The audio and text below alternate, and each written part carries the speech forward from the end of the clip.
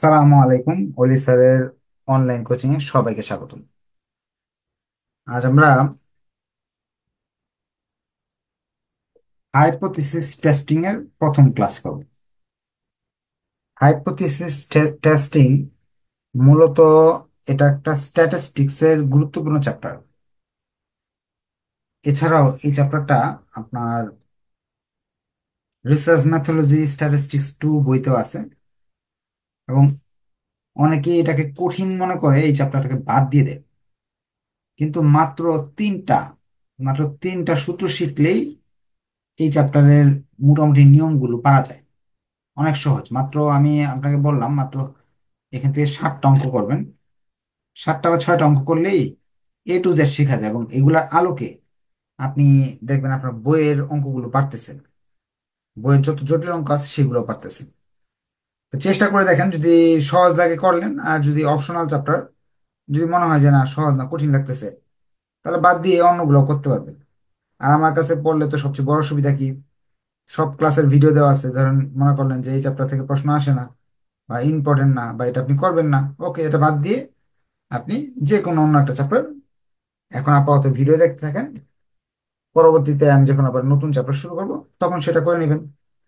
আর আমার এখানে আরেকটা সুবিধা হলো যে যাদের পরীক্ষা চলে আসছে তারা কিন্তু 2-3 ঘন্টা সময় দিয়ে যদি পড়ে, তাহলে একটা চ্যাপ্টারের সব ভিডিও দেখে বই শেষ করে ফেলতে পারবে। যেমন প্রিলি মাস্টার্সের পরীক্ষা সামনে আসতেছে, ফার্স্ট ইয়ারের পরীক্ষা আসতেছে। আচ্ছা, ক্লাস শুরু করে দিচ্ছি। আপনাদের সবাইকে বলবো একটু কষ্ট করবেন। আহ, যারা লাইভে আছেন তারা একটু কষ্ট করে ভিডিওটা শেয়ার মেনশন করবেন, যাতে অন্যরা ওই ক্লাস থেকে উপকার পায়। আর আপনার যারা জুমে আছেন তারাও আপনাদের ফ্রেন্ডদের আপনাদের যে সুযোগ সুবিধার জন্য আপনি এখানে অ্যাডমিশন নিছেন সেই সুযোগ সুবিধাগুলো জানাবেন। হাইপোথিসিস এটা হলো অনুমান ভিত্তিক টেস্ট। অনুমান ভিত্তিক টেস্ট জিনিসটা কি আমি একটু বুঝিয়ে দিই। ধরেন আপনি একটা স্কুলে গেলেন, স্কুলে গিয়ে আপনার এই ক্লাস 6-এর 100 জন ছাত্রদের ওজন মাপলেন। হ্যাঁ, ক্লাস 6-এর 100 জন ছাত্রদের ওজন হলো, ধরে নেন, গড়ে 40 কেজি। আহ আরেকটা স্কুলে গেলেন, আরো 100 জন ছাত্রের ওজন নিলেন, দেখলেন গড়ে ওজন আছে 41 কেজি। এভাবে পুরা একটা শহরের বা দেশের বিভিন্ন জেলা থেকে ধরেন আহ 1000 স্টুডেন্টের ওজন মেপে নিয়ে আসছেন বা বয়স নিয়ে আসছেন।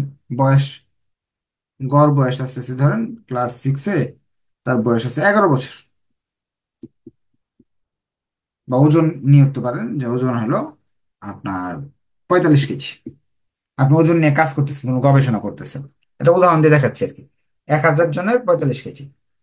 এখন আপনার আর কি গবেষণাটা আমার দরকার হলো সারা বাংলাদেশের শিক্ষার্থীদের, ক্লাস 6-এর শিক্ষার্থীদের গড় ওজন কত। যেমন ধরেন পরিসংখ্যান হয় না, বাংলাদেশের মানুষরা গড়ে কত বছর বাঁচে, গড় আয়ু কত।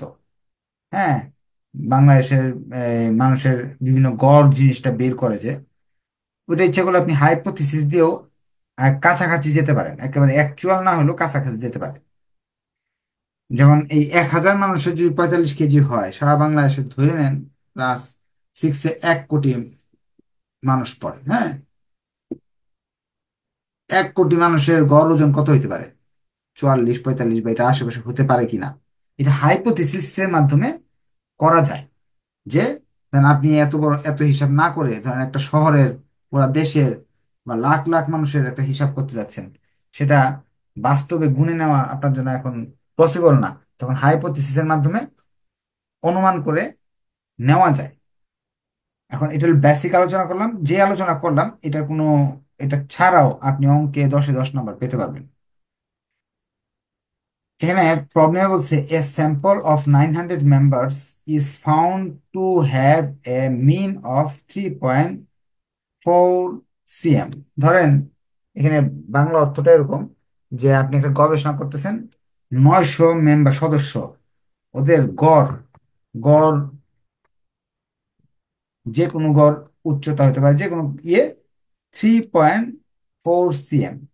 হ্যাঁ, এটা আপনি গবেষণা করে পাইছেন 900 জন মানুষ, তো মানুষদের যতজন মানুষের উপর গবেষণা করা হবে এটাকে এন দ্বারা প্রকাশ করা হয়, নাম্বার। এন এর মান 900 দেওয়া আছে, আর গড় দেওয়া আছে 3.4। গড়কে এক্স বার দ্বারা প্রকাশ করা হয় 3.4। এখন কোশ্চেন বলতেছে, can it be reasonable regard as a sample from large population of mean 3.25 cm? বলতেছে ধরেন অনেকগুলা মানুষ, কিন্তু 900 জন মানুষ, 1 লাখ লাখ লাখ মানুষের উপর যদি আমি গবেষণা করি, তাদের গড় কি 3.25 হওয়ার সম্ভাবনা আছে? এটা যে, এটাকে বলা হয় মিউ, যে অনেক পপুলেশন মিন। পপুলেশন মানে অনেক অনেক জিনিস নিয়ে যখন গবেষণা করব, ওইটার গড় কি 3.25 হতে পারে? যদি অ্যান্ড স্ট্যান্ডার্ড ডিভিয়েশন 2.61 cm, অর্থাৎ বলতেছে যে ব্যবধান 2.61, এস ডি বা সিগমা, এস ডি বা সিগমার মান 2.61, আমি এটা বাস্তবে সব বুঝিয়ে দিব। Also obtain 95% confidence limit of mean. আমরা তো এটা অনুমান দিয়ে করতেছি গবেষণাটা, অনুমান তো 100% সঠিক হতে পারে না, 95% মিললেই চলবে আমার। তা আমাদের 95% মিললেই হবে। আচ্ছা, এখন অঙ্কটা আমি একটু বাস্তবে বুঝাই দিই। ধরেন আমরা একটা গবেষণা করতেছি, 900 জন মানুষের আয়, গড় আয় ধরে নিই 3.4, ধরেন 34,340 টাকা গড় আয়, বা ডলার, এত টাকা গড় আয়।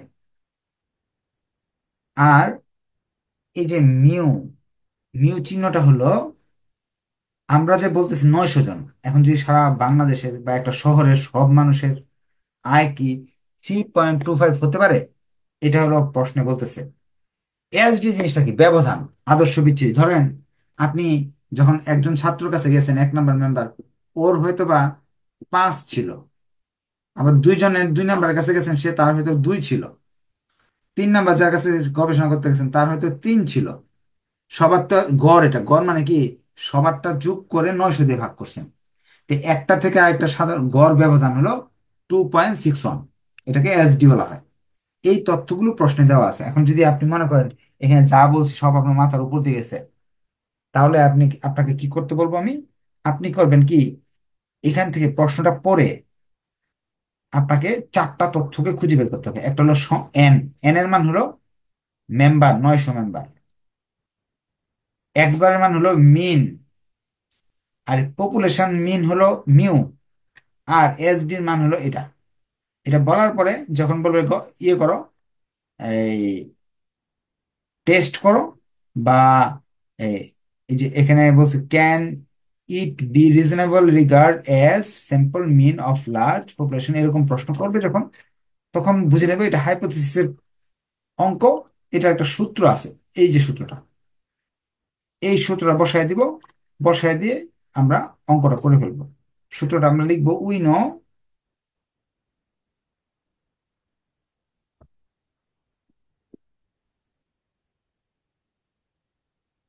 জেড সমান সমান x bar minus mu S D বা সিগমা রুট ওভার এন। এইটা হলো সূত্র। সূত্রে এই মানগুলো বসাই দিব। এন এর এক্স বারের মান হলো 3.4, মিউ এর মান হলো 3.25, এস ডির মান হলো 2.61, এন এর মান হলো 900। পরে এটা হিসাব করতে থাকবো, এটা থেকে এটা বাদ দিলাম, বাদ দিলে কত আসে লিখে ফেললাম, 0.15 আসে। পরে আমরা এটাকে উল্টো বার করলাম, 30 আসে, 0.15, এটা দিয়ে এটার ভাগ করলাম 0.087, এটা দিয়ে এটার ভাগ করলাম 1.72। আপনারা একটু কষ্ট করে আমি যে অঙ্কটা করলাম এই ক্যালকুলেশনটা করেন, করার পরে যদি মিলে ওকে লেখেন, না মিললে বলতে পারেন যে মিলে নাই। 7.2 জায়গায় 3 আসতে পারে বা 4 আসতে পারে, হ্যাঁ, বা 1 আসতে পারে বা 7 0 আসতে পারে, তাও হবে। দশমিকের পরে সংখ্যাগুলো 1 2 পয়েন্ট কম বেশি হতে পারে। এইটা হলো আমার টেস্ট করা হলো, এটা আমার আনসার না। আমার আনসারটা হলো, আনসারটা একটু ব্যতিক্রম। 10 নাম্বার যেহেতু এইসব অঙ্কে থাকবে, তাহলে কিছু কথাবার্তা আমাকে লিখতে হবে। আনসারটা হলো আমাদের মুখস্থ যে 95% মিলতে হইলে আনসারটা 1.96 এর নিচে হতে হবে।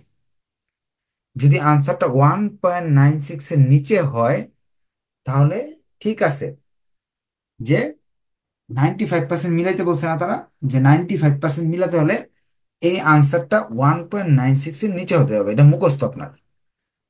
1.96 এর নিচে হইলে আপনার ঠিক আছে, যে এটাকে আমি গ্রহণ করতে পারি, যে হ্যাঁ, যে গড়ে এত হওয়ার সম্ভাবনা আছে। এইটাই হলো আমাদের অঙ্ক। এখন এইগুলো অঙ্কটা করার জন্য, যেহেতু এতটুকু ছোট অঙ্কে 10 নাম্বার থাকে, 2 4টা ইংরেজি বাক্য লিখতে হয়। প্রতিটা অঙ্কের জন্য বাক্য লিখতে হয়। এখন বাক্যগুলো দেখা যায় কি, আপনাদের আহ, এক এক অঙ্কের সময় এক এক কথা লিখা থাকে, আপনারা পারেন না। এই জন্য আমি আপনাদের একটা গদ বাঁধা বাক্য লিখে রাখছি। ওই বাক্যটা আপনি মুখস্থ করে ফেলবেন, যারা একটু উইক স্টুডেন্ট। আর যারা ভালো পারেন, মুখস্থ করতে পারেন। প্রথমে এই লাইনটা লিখতে হবে উপরে।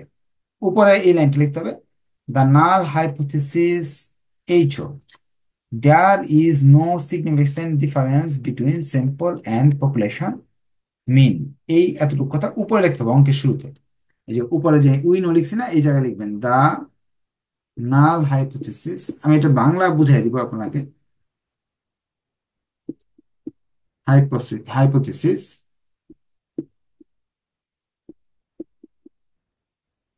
এটা সংক্ষেপে এইচও বলা হয়। There is no significant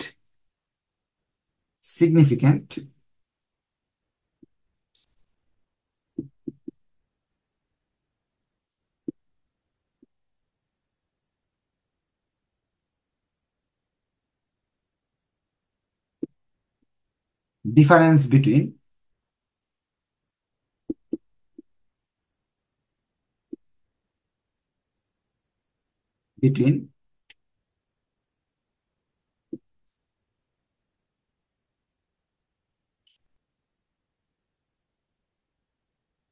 simple mean বা এক্স বার অ্যান্ড মিউ, সংক্ষেপে লিখে দিলাম। এই অর্থটা হলো, আমরা প্রমাণ করার আগে লিখে নিতেছি যে এই যে সূত্রটা ব্যবহার করতেছি, এই সূত্রের মান যদি আপনার 1.96-এর নিচে আসে, তাহলে এই দুইটার মাঝে কোনো তফাৎ নাই। 900 জনের গড় এটা হইতে পারে, 1 লাখ মানুষের গড় এটা হওয়ার সম্ভাবনা আছে, কোনো তফাৎ নেই। যদি উত্তরটা 1.96-এর বেশি হয়, তাহলে এই দুইটার মাঝে অনেক তফাৎ আছে। সিগনিফিকেন্ট ডিফারেন্স অর্থ হলো তাৎপর্যপূর্ণ তফাৎ। ঠিক আছে, তো এই কথাটা আপনাকে উপরে লিখে নিতে হবে অঙ্কের শুরুতে। বইতে আরো সুন্দর করে দেওয়া আছে, আপনি চাইলে বইয়েরটাও মুখস্থ করতে পারেন। হ্যাঁ, প্রথমে এটা দিতে হবে। উত্তর লেখার সময় আরেকটা লাইন লিখতে হবে। উত্তর লেখার সময় এই লাইনটি লিখতে হবে, at 95% significant level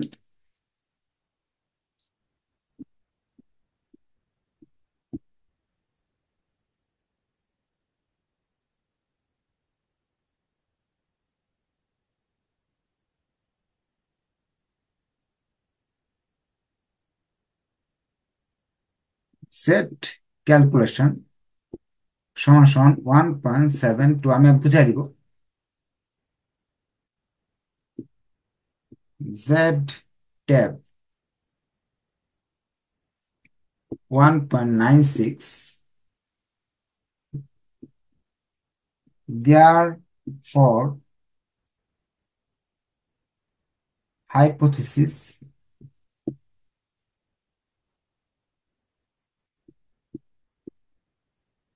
is accepted। So there is no significant difference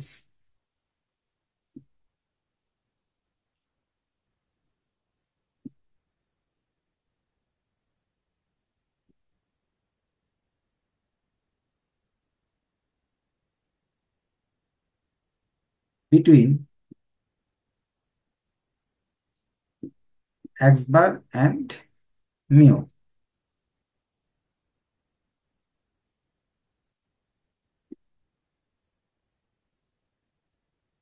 আমি এটার বাংলা অর্থটা বুঝিয়ে দিচ্ছি। উত্তরটা এইভাবে লিখতে হবে। অঙ্কটা অনেক সহজ, সূত্রে এই মানগুলো বসাই দিলে হয়ে যায়, কিন্তু দুইটা লাইন লিখতে হয় ইংরেজিতে। এখানে আমরা বলতেছি 95% লেভেলে উত্তরটা, আমাদের উত্তর 1.96 নিচে হওয়া উচিত। তা আমাদের উত্তর কিন্তু 1.1 টাকা 96 পয়সার জায়গায় 1 টাকা 72 পয়সা হয়েছে। তাহলে ছোট হয়েছে। ছোট হওয়ার ফলে এখানে লিখবো therefore hypothesis is accepted. এই গবেষণাটা বা এই অনুমানটা গ্রহণযোগ্য, যে আপনি যে অনুমান করছেন যে 3.4 আমাদের বাস্তবে হয়েছে, এবং আমরা ভাবতেছি লাখ লাখ মানুষের গবেষণা করলে 3.25 হবে। হ্যাঁ, এই গবেষণাটা গ্রহণযোগ্য, বা গবেষণা বা ধারণা গ্রহণযোগ্য, বা অনুমানটা গ্রহণযোগ্য। So there is no significant difference between X bar and mu. X bar তো বোঝাচ্ছি মিন, সিম্পল মিন। আর মিউ তো বোঝাচ্ছি পপুলেশন মিন। যে দুইটা জিনিস নিয়ে আমরা তুলনা করব বা গবেষণা করব, সেই জিনিস দুইটার নাম লিখে দিব। এখন এখানে সবসময় যে এক্স বার আর মিউ, এই এক্স বারের অর্থ কিন্তু বলতেছে সিম্পল, স্যাম্পল মিন, আর এটা population mean. Sample mean and population মিন।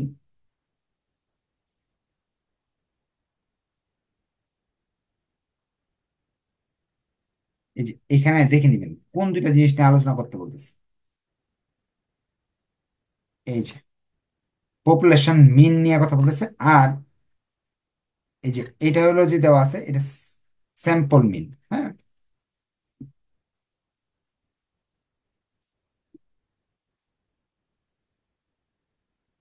অনেক সময় এখানে এই দুইটা সিম্পল, স্যাম্পল মিন আর পপুলেশন মিনের জায়গায় লেখা থাকতে হবে বয় and girl, male and female, ছেলে মেয়ের মাঝে সম্পর্ক, বা আপনার মূলধন এবং আয়ের সম্পর্ক, এইসব বিভিন্ন জিনিস তথ্য নিয়ে বলতে পারে। সবসময় যে গড় নিয়ে বলবে এরকম না। যে শব্দটা নিয়ে গবেষণা করতে বলবে বা তুলনা করবে, সেই দুইটা শব্দের ব্যবহার করবে এখানে। এই ছিল আমাদের অঙ্ক, হাইপোথিসিসের একটা পরিপূর্ণ অঙ্ক। এই একটা অঙ্ক যে আপনি বুঝেন, হাইপোথিসিস চ্যাপ্টারের 90% অঙ্ক বোঝা হয়ে গেছে। বুঝতে পারলে একটু ওকে লেখেন, আর কোনো জায়গায় যদি না বুঝেন তাহলে বলেন স্যার এই জায়গায় বুঝি নাই। হ্যাঁ, তাহলে আমি ইনশাল্লাহ বুঝিয়ে দিব। হ্যাঁ, একজন হাত রয়েছে, কি বুঝেন নাই বলেন। বলেন। হ্যালো। হ্যাঁ বলেন। হ্যালো। হ্যাঁ শুনতেছি আমি, স্যার, বলেন। স্যার বলতেছি যখন আমাদের মান যদি আপনার 1.96 আসে, হুম। তখনই কি আমাদের এটা অ্যাকসেপ্টেড হবে নাকি রিজেক্ট হবে? 1.96 এর ছোট হইতে হবে। আমার সবসময় 1.96 তো হুবহু আসবে না। ছোট হলে এটা অ্যাকসেপ্টেড, আর বড় হলে সেটা রিজেক্টেড। বলেন আর কারণ কোশ্চেন।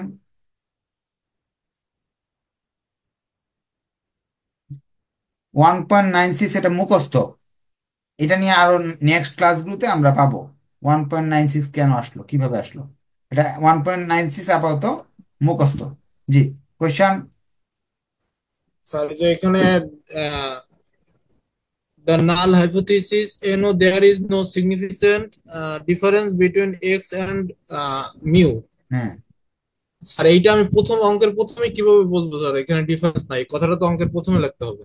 আচ্ছা আমরা বলতেছি যদি এই এই অনুমানটা আমাদের সঠিক আর কি আপনার অ্যাকসেপ্টেবল হয়, তাহলে বুঝতে পারবো এটার মধ্যে কোনো ডিফারেন্স নাই। যদি আমার যে সূত্রটা যে আছে হাইপোথিসিস, নাল হাইপোথিসিস অর্থ হলো পজিটিভ অনুমান। ওটা কখন বুঝতে পারবো? এটার মান যদি 1.96-এর কম হয়। আর যদি আমার যদি মনে হয় এই অনুমানটা এটার চেয়ে এই নাম্বারটা বেশি, তাহলে আমার নাল হাইপোথিসিস হবে না। আচ্ছা, আরো অঙ্ক করলে আরো ডিটেলস বুঝতে পারবেন। এটা তো একটু প্রাথমিক ধারণা পাইলাম আমরা যে কি করতে হবে। আর একটু শর্টকাটে বলে, যারা দুর্বল স্টুডেন্ট, দুইটা বাক্য আপনার মুখস্থ করে নেবেন, অঙ্ক থেকে এই চারটা জিনিস ফাইন্ড আউট করবেন, এই সূত্রে বসাবেন। বসানোর পরে উত্তরটা যদি 1.96-এর নিচে আসে, এই জায়গায় অ্যাকসেপ্ট লিখে দিবেন।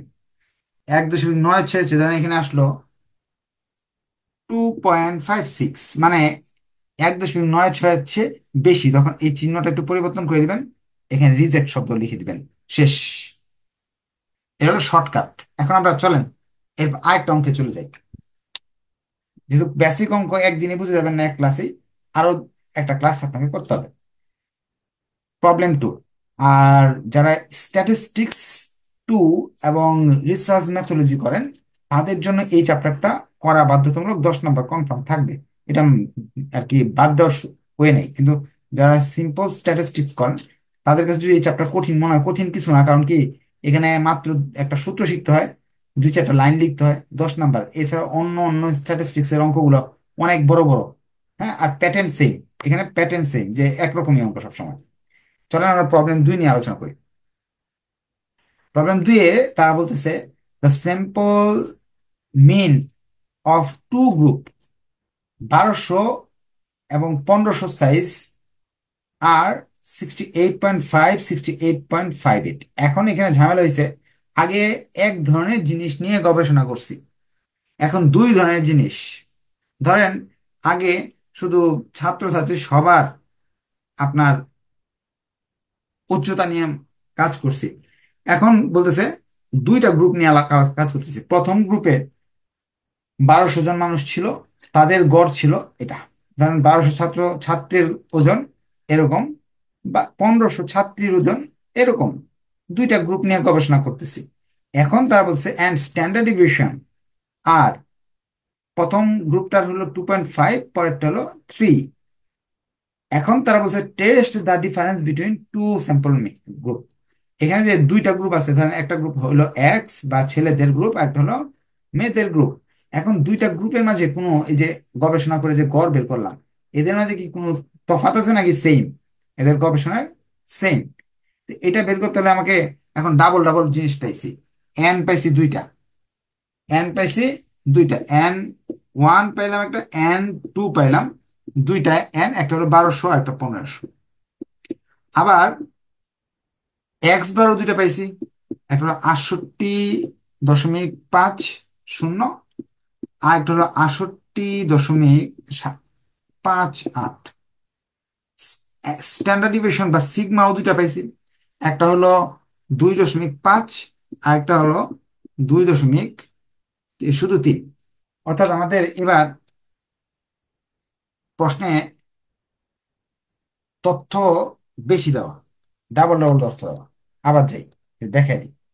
প্রশ্নে এবার আমাকে দুইটা তথ্য দিয়ে কাজ করতে বলছে। একটা গ্রুপ হলো, এক গ্রুপে 1200 মানুষ আছে, ওখানে তাদের গড় হলো 68.5, এবং তাদের ব্যবধান হলো 2.5।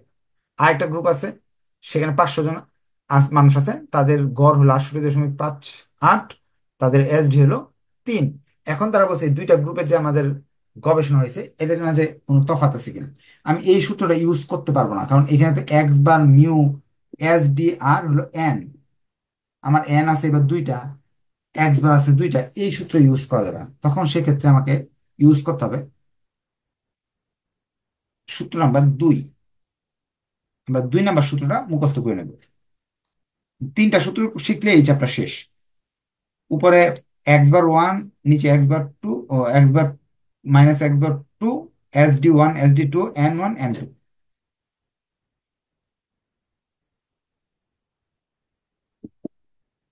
x/1 -x/2, SD1 square, N1, SD2 square, N2। এই হলো সূত্র। এই সূত্রে মানগুলো তো আমার দেওয়া আছে, বসাই দিলাম। 68.5।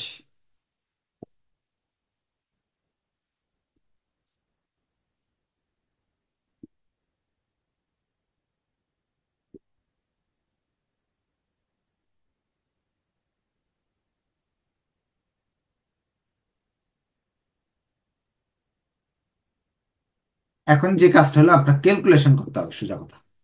ক্যালকুলেশন তো যেহেতু আপনারা অনার্সে পড়েন, এইসব ক্যালকুলেশন আপনাদের জানা আছে, সবারই জানা থাকার কথা।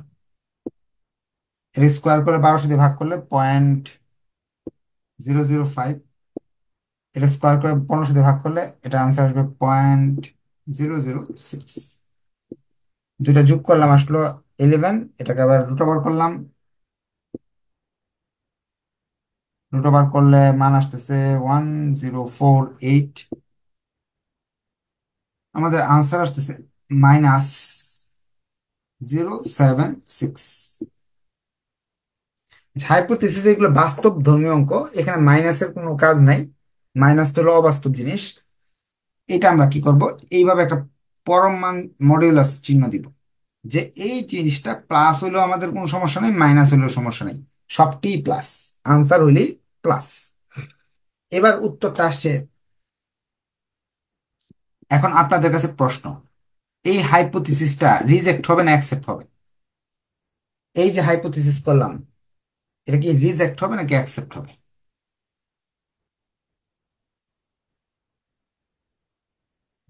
আপনারা কোশ্চেনের উত্তর দেন।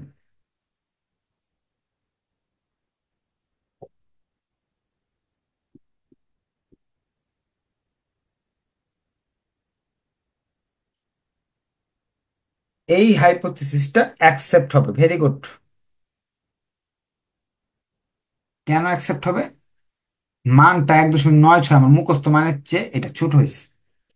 তো এখানে এই বাক্যটা মুখস্থ করে, এখানে যেহেতু ছোট হয়েছে এখানে অ্যাকসেপ্টেড লিখবো। আর লিখবো বিটুইন কাদের মাঝে, দুইটা স্যাম্পলের মাঝে, এই যে দুইটা স্যাম্পল, এই দুইটা স্যাম্পলের মাঝে, টু স্যাম্পল। এই দুইটা স্যাম্পলের যে আলাদা নাম থাকতো, একটা নাম এক্স, একটা নাম ওয়াই, একটা নাম এ, একটা নাম বি, এরকম থাকতো, তাহলে এখানে টু স্যাম্পল না লিখি বিটুইন এ অ্যান্ড বি। হ্যাঁ, বয় অ্যান্ড গার্ল। হ্যাঁ, ক্যাপিটাল অ্যান্ড ইন্টারেস্ট। এর উপরের কথাও এটাই লিখবেন, ঠিক আছে? বা বই থেকেও আপনি ইচ্ছা করলে আরো সুন্দরভাবে কথাগুলো সাজিয়ে নিতে পারবে। বইও সুন্দর করে সাজানো আছে। যারা একেবারে ইংরেজি কম বুঝে, ইংরেজি মুখস্থ থাকে না, তাদের জন্য এই দুইটা লাইন। আর যারা ভালো বুঝে, বই থেকে আরো প্র্যাকটিস করবেন। এছাড়াও আরো কম সুন্দর সুন্দর লাইন আছে। আচ্ছা, এই ক্লাসের ভিডিও যেহেতু প্রথম ক্লাস, অনেক কিছু বোঝার থাকবে না। এই ক্লাসের ভিডিওটা দেখবেন, দেখার পরে যে প্রবলেম আপনার আসে, নেক্সট যে ক্লাসটা হবে, ক্লাসের শুরুতে বা শেষে আপনারা আপনাদের কোয়েশ্চেন গুলো রাখবেন। তো আজকে এই পর্যন্ত থাকলো, ধন্যবাদ সবাইকে। নেক্সট ক্লাসে ইনশাআল্লাহ দেখা হবে। আল্লাহ হাফেজ।